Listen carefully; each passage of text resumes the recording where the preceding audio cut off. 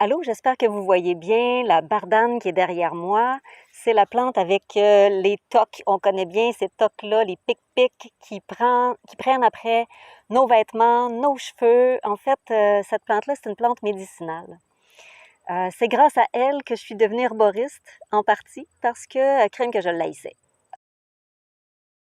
Il y en avait partout autour de la place qu'on avait trouvée pour habiter ma petite famille et moi.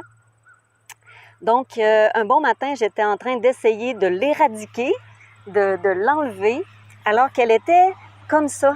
C'est une plante qui est biannuelle. Donc, la première année, elle fait juste une rosette de feuilles. Et la deuxième année, là, elle met son énergie dans la tige et toutes ses ramifications pour faire la même chose que toutes les plantes, dans le fond, parce que le but ultime de chaque plante, c'est la reproduction. Donc, elle s'évertue à faire des fleurs, des graines pour pouvoir se reproduire.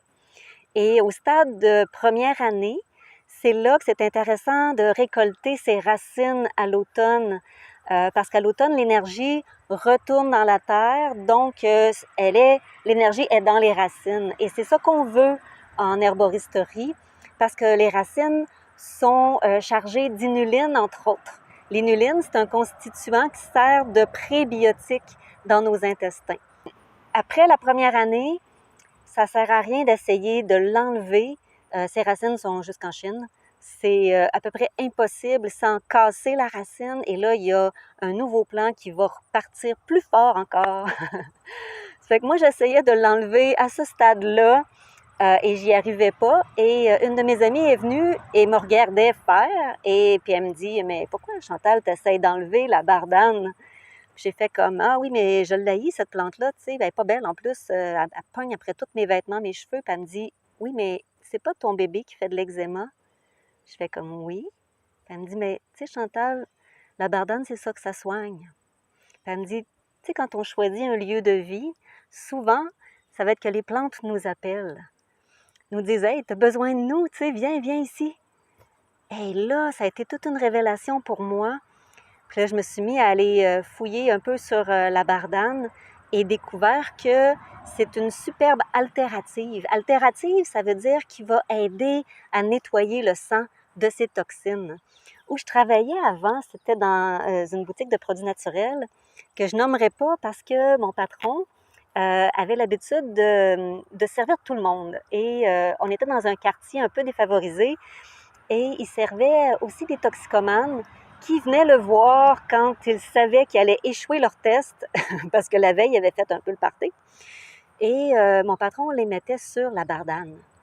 Oui, avec du charbon de bois activé, oui, avec d'autres trucs, mais surtout la bardane, parce que c'est ça qui allait servir à nettoyer le sang, donc qui allait pouvoir réussir leur test. Bon, je ne dis pas que c'est une bonne chose ou une mauvaise chose. Je ne suis pas juge pour ce truc-là, mais c'était pour vous démontrer à quel point la bardane est puissante pour enlever les toxines du sang. Donc, c'est pour ça qu'on la prend pour les cas d'eczéma, parce que, contrairement au trèfle rouge, le trèfle rouge aussi est excellent pour l'eczéma, mais le trèfle rouge ne supporte pas aucune porte d'élimination. Donc, on peut faire une crise de guérison avec le trèfle rouge, ce qui est possiblement pas le cas avec la bardane parce que la bardane est légèrement laxative. En fait, elle est apériante, qu'on dit. Dans la soupe, je vous conseille de ne pas en mettre trop dans la soupe parce que ça va goûter rien que ça. Mais c'est bon au goût. C'est juste qu'on peut en mettre juste une petite racine par chaudronnée. Ça va être suffisant et on peut l'utiliser au niveau médicinal. Donc, avec ses racines, la couper en morceaux, la faire sécher. Après ça, pouvoir faire une décoction. On peut l'utiliser fraîche ou sèche. On peut l'utiliser pour faire de l'huile macérée aussi, de la teinture de bardane. Et la deuxième année, quand elle fait sa tige, la tige est culinaire, donc on peut la manger, cette tige-là. Les feuilles, j'ai pas lu rien là-dessus, comme quoi qu'on pouvait manger les feuilles, mais honnêtement, en les faisant macérer, je crois qu'on pourrait faire des espèces de rouleaux, tu sais, comme avec qu'on fait avec les feuilles de bête-à-carde.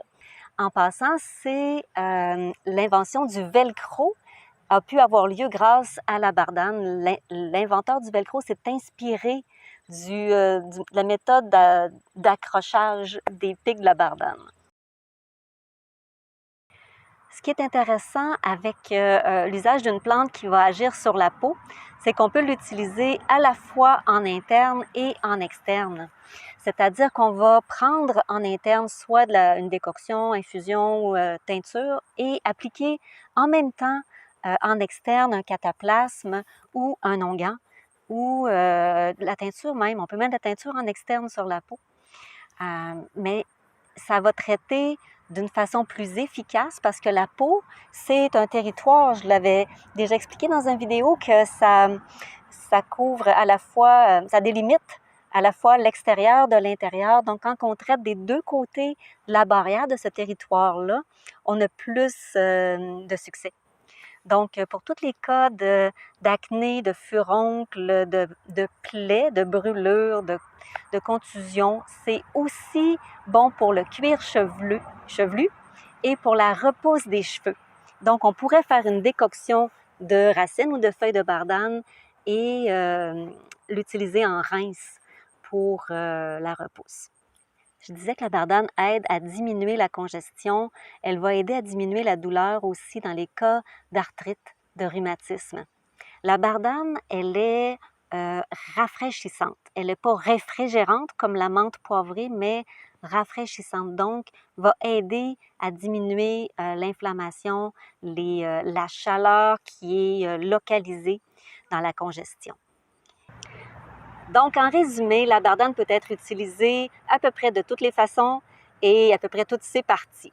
La première année, racine uniquement. On laisse la plante faire sa rosette de feuilles, on récolte sa racine. La deuxième année, les tiges peuvent être mangées, les feuilles peuvent être utilisées en interne, en externe, en cataplasme. Les graines, une fois qu'elles sont matures, peuvent être utilisées aussi en infusion, comme en infusion froide. C'est une plante qui est vraiment intéressante dans notre pharmacopée. Donc, ça vaut la peine de la laisser au jardin, même si je sais qu'elle va donner des dizaines et des dizaines de bébés.